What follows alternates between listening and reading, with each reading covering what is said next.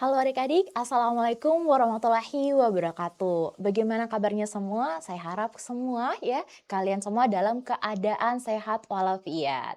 Nah, kembali bersama saya, Salwa Salsabila Median dalam program Generasi Smart berkarakter cerdas Ki.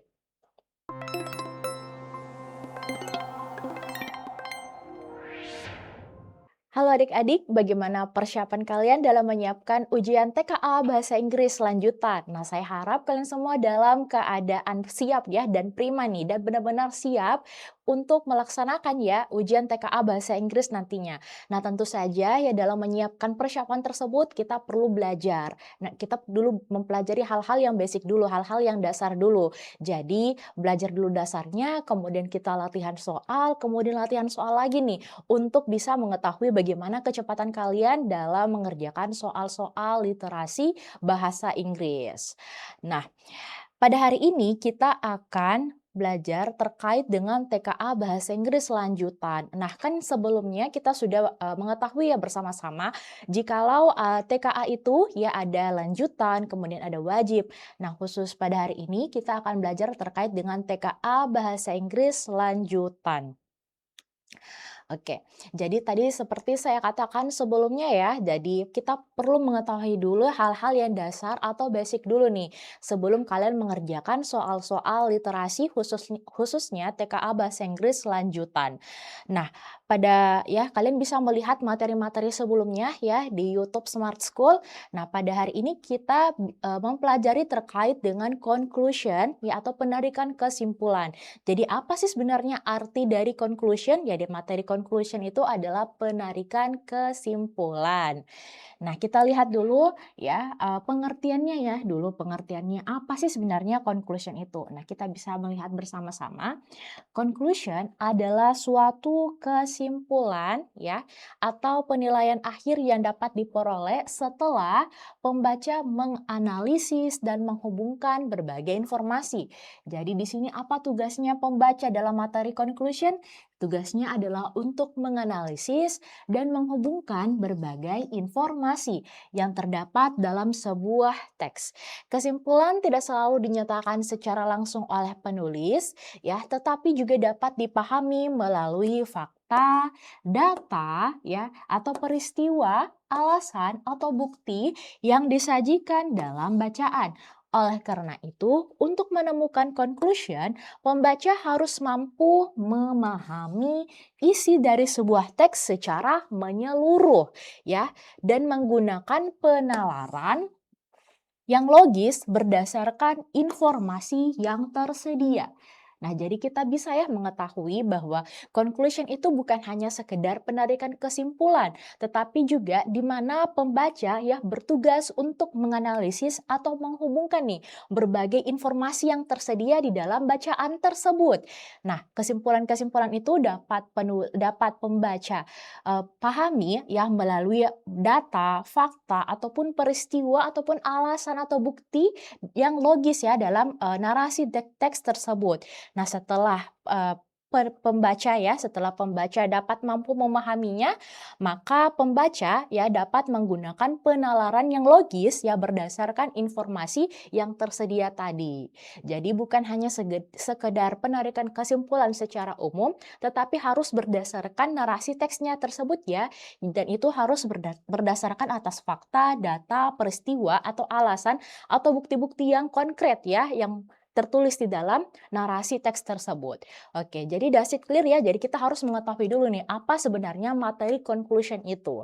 Nah, kita sudah tahu pengertiannya. Oke, kita next lagi terkait sub berikutnya. Jadi ada beberapa bagian Berikutnya kita akan membahas terkait dengan characteristic of conclusion questions. Oke, ini ada berapa Kita cek dulu. Jadi karakteristiknya di bagian ini ada 4 Karakteristik pertama, karakteristik atau disebut dengan ciri, ini bisa kita katakan adalah ciri atau khas dari pertanyaan conclusion atau pertanyaan yang berkaitan dengan penarikan kesimpulan. Oke, kita lihat dulu poin yang pertama. Yang pertama adalah menuntut kemampuan menarik kesimpulan dari teks. Nah, menuntut kesimpulan, menarik kesimpulan dari teks ini adalah di mana para pembaca, ya, pembaca di sini mampu untuk menghubungkan antar satu informasi, untuk menghubungkan, ya, menghubungkan satu informasi dengan informasi lainnya. Jadi fungsi yang pertama atau karakteristik conclusion, ya, yang pertama adalah jenis pertanyaan yang pertama adalah menuntut kemampuan menarik kesimpulan dari sebuah teks, di mana di sini pembaca, ya, dituntut atau mampu untuk menghubungkan satu informasi dengan informasi lainnya, ya. Jadi ceritanya menggabungkan, ya, antar informasi yang didapatkan. Nah, kemudian ciri yang kedua adalah berdasarkan bukti atau informasi dalam teks. Nah, jadi tidak sekedar hanya menarik kesimpulan, ya, jangan berisikan opini atau asumsi, tetapi juga harus berisikan bukti atau informasi dalam satu teks. Jadi kesimpulan yang kedua atau ciri pertanyaan conclusion, ya, yang kedua adalah dia harus berisikan berupa fakta, ya, berupa data, berupa bukti, ya, berupa fakta, data, bukti, ataupun pernyataan yang secara jelas, ya, ataupun pernyataan yang secara jelas ada di dalam narasi teksnya, atau pernyataan yang jelas dalam teks tersebut.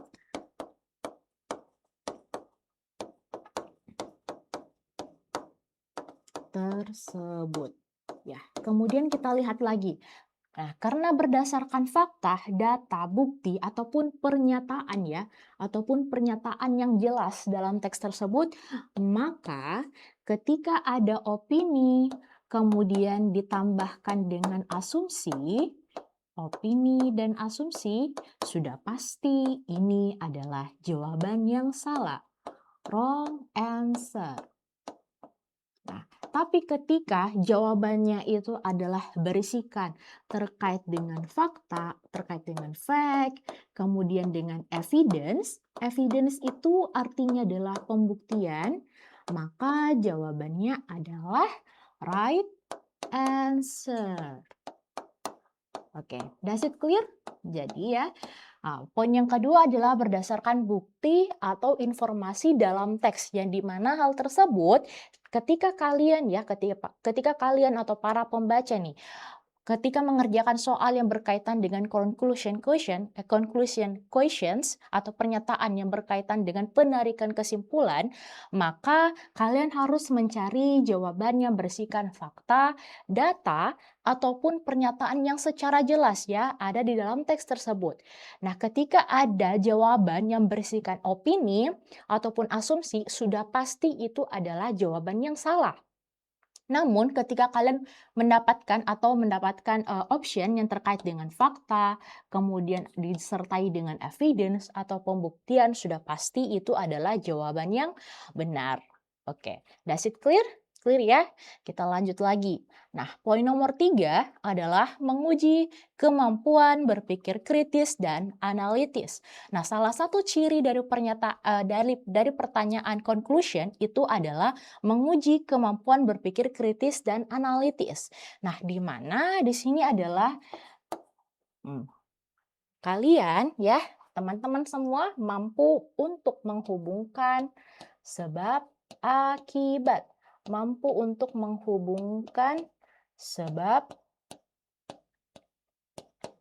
akibat. Ya, mampu untuk menghubungkan sebab akibat. Nah, di mana kalian bisa mendapatkan sebab akibat ini? Dari informasi teks tersebut, ya. Jadi memang tipe soal terkait dengan conclusion ini, memang dia bentuk tipe soalnya itu HOTS, ya. Jadi high thinking, ya. Jadi dia tipe soal yang memang sulit ya, dia tipe soal yang HOTS. Nah, jadi ini ada pertama adalah menuntut kemampuan menarik kesimpulan dari teks, kemudian yang kedua adalah harus berdasarkan bukti atau informasi dalam teks, kemudian yang ketiga adalah menguji kemampuan berpikir kritis dan analitis, kemudian yang terakhir adalah sering menggunakan informasi tersirat atau implicit information. Ya, information ya. Jadi ketika kalian, mengerjakan soal, pertanyaan conclusion atau penarikan kesimpulan, ternyata juga ada ya tipe soal dari conclusion itu yang informasinya tuh secara tersirat, memang tidak tertulis ya, tetapi tersirat. Di mana di sini adalah menguji kemampuan kalian ya, menguji kemampuan kalian untuk bersikap kritis ataupun analitis terhadap narasi teksnya. Ya, jadi tolong hindari jawaban yang bersifat umum atau terlalu spesifik ya. Kemudian hindari jawaban yang bersifat opini ataupun asumsi. Oke, jadi ini adalah 4 ciri-ciri atau karakteristik terkait dengan pertanyaan conclusion. Oke, kita pindah lagi berikutnya ya. Ya, berikutnya ya ternyata juga masih karakteristik ya atau karakteristik of conclusion questions. Oke, kita lihat lagi bersama-sama. Oke, kita lihat ya poin nomor 5 yang memerlukan pemahaman menyeluruh terhadap isi bacaan. Jadi hindari membaca setengah-setengah saja ya, jangan lakukan hal tersebut. Kalian jangan membaca setengah-setengah. Ya, jangan membaca satu atau dua kalimat saja.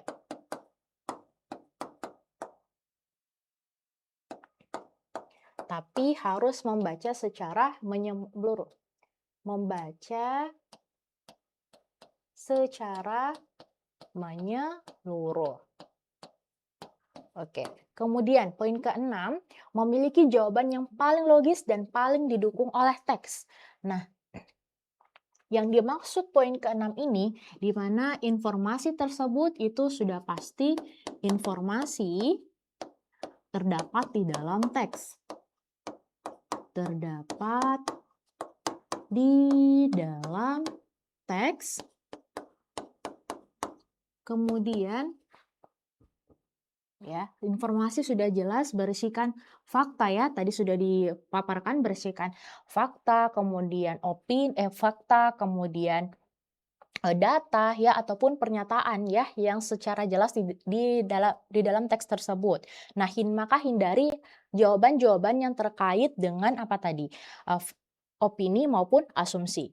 Nah, kemudian ketujuh adalah sering ditandai dengan kata kunci tertentu. Nah, ternyata ketika mengerjakan ya tipe soal terkait conclusion, kalian harus menandai kata-kata kunci tertentu. Nah, hal ini dilakukan agar mempermudah kalian atau mempercepat kalian untuk menemukan kata kunci dari soal tersebut. Nah, kata kuncinya apa saja itu? Salah satu contohnya itu adalah misalnya kalian menemukan kata-kata yang berkaitan dengan conclude, kemudian conclusion, ya, apalagi infer, ada kata infer, ya, infer, kemudian juga ada kata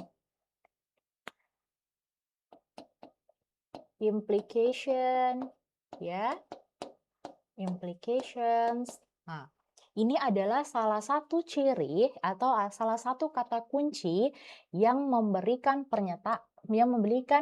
pertanyaan terkait dengan soal conclusion. Jadi ketika kalian menemukan di soal ada kata conclude, conclusion, infer, implication. Nah, itu merupakan salah satu ya kata kunci dalam mengerjakan soal atau pertanyaan yang berkaitan dengan conclusion. Nah, kemudian poin ke-8 adalah pilihan jawaban yang salah biasanya berupa informasi yang terlalu umum atau terlalu spesifik, pernyataan yang bertentangan dengan isi bacaan. Jadi ketika kalian mengerjakan soal conclusion ya, ketika kalian mengerjakan soal conclusion, tolong jangan kalian mencari jawaban yang terlalu umum atau terlalu spesifik. Nah, carilah jawaban yang memang berdasarkan narasi teks tersebut ya.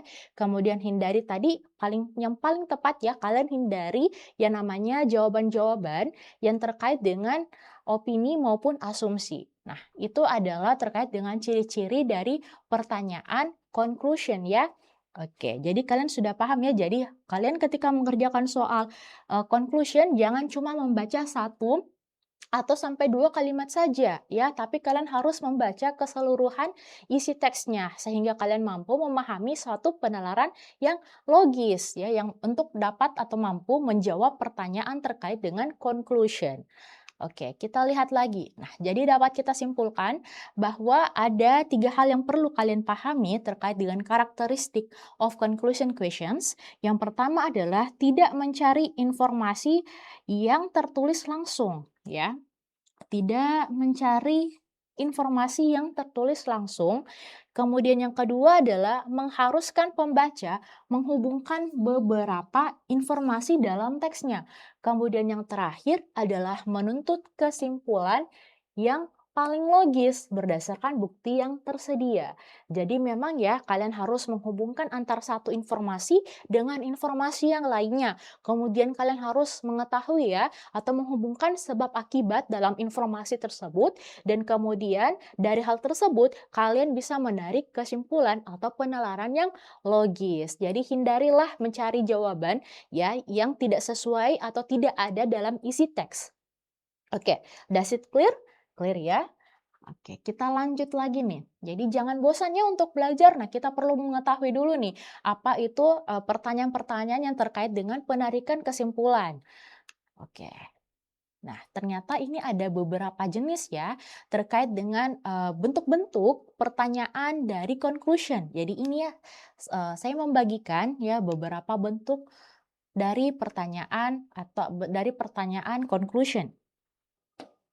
Oke, jadi ini adalah bentuk-bentuk pertanyaan ya penarikan kesimpulan.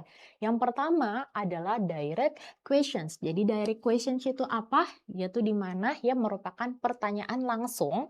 Kita bisa melihat di sini ada beberapa contohnya. Misalnya what can be concluded from the passage. Nah, ada kata concluded. Nah, kalian bisa lihat ya ketika kalian ada ketemu kata concluded, conclusion, maka sudah pasti yang ditanyakan adalah penarikan kesimpulan. Nah, jadi kenapa kita harus mengetahui kata kunci dari setiap soalnya sehingga kalian bisa mampu ya untuk segera mengerjakan soal tersebut dan tidak menunggu terlalu lama lagi ya untuk menghabiskan waktu hanya untuk memahami apa pertanyaannya dari pertanyaannya. Oke, based on the passage what can be concluded. Oke. Kemudian berikutnya, which conclusion is best supported by the text? Nah, ini adalah contoh-contoh yang dimaksud dengan direct questions atau pertanyaan langsung terkait dengan penarikan kesimpulan. Oke, kita lihat lagi di contoh nomor 2 atau bagian yang kedua, ini adalah what is the most reasonable conclusion. Jadi apa alasan ya conclusion tersebut atau penarikan kesimpulan tersebut. Nah, bisa kalian lihat juga di sini ada which conclusions is the most logical. What is the best conclusions that can be drawn from the text. Nah, itu adalah salah satu contoh reasonable conclusion. Nah, kemudian juga ada terkait dengan inference ya, inference based conclusion.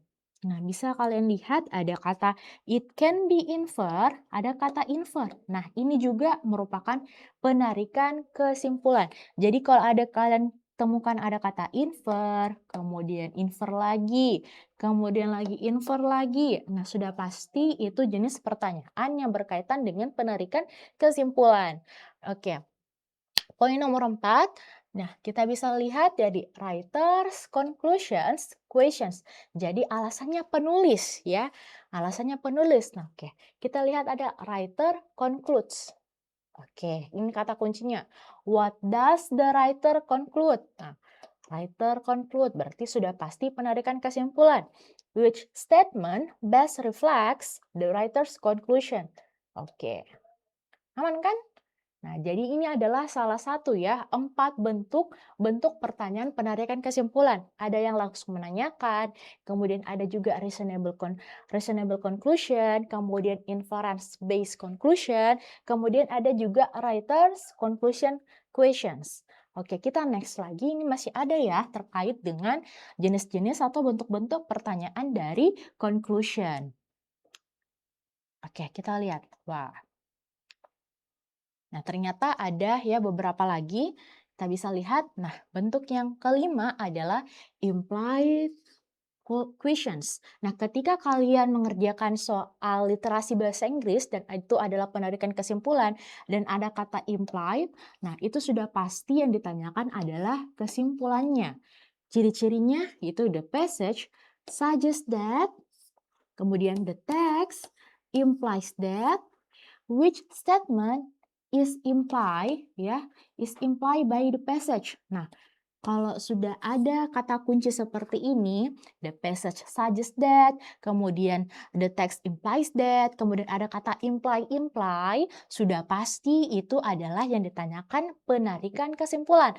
Jadi tadi yang secara umum ya kita tahu kalau kata kunci terkait dengan soal atau soal conclusion itu sudah pasti ada kata conclude-nya, ada kata conclusion-nya, kemudian apa tadi? Ada kata infer-nya, kemudian inference-nya. Nah, ternyata ada hal yang lain daripada itu. Ketika bertanya tentang conclusion, itu sudah pasti juga ada kata kuncinya suggest that, kemudian implies that, ya, seperti itu. Kemudian jenis atau bentuk pertanyaan berikutnya adalah generalization questions. Nah, which general conclusion can be drawn from the passage. Nah, biasanya ya juga di dalam narasi teks itu ada yang hanya penarikan kesimpulan dalam paragraf tertentu saja. Nah, kalau seperti ini berarti itu adalah secara keseluruhan ya. Nah, generalization questions. Oke. What general statement can be made based on the text?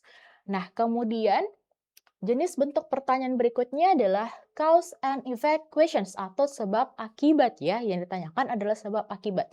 Jadi contoh soalnya adalah from the passage it can be concluded that the result of bla bla bla bla is. Oke, seperti itu ya. Salah satu contoh dari cause and effect questions. Nah, contoh berikutnya lagi. What conclusions can be drawn regarding the impact of? Oke. Clear ya terkait dengan bentuk-bentuk atau bentuk-bentuk pertanyaan dari conclusion.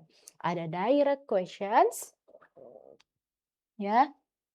Kita bisa lihat bersama-sama tadi ini ada direct questions, ya, direct questions, kemudian reasonable questions, kemudian juga ada inference based conclusion, kemudian yang terakhir adalah writers ini ya, writers conclusion questions, ya. Kemudian kita lihat lagi ada ini imply questions, generalization questions, dan yang terakhir adalah cause and effect questions. Oke, does it clear ya terkait dengan bentuk-bentuk atau pertanyaan dari conclusion.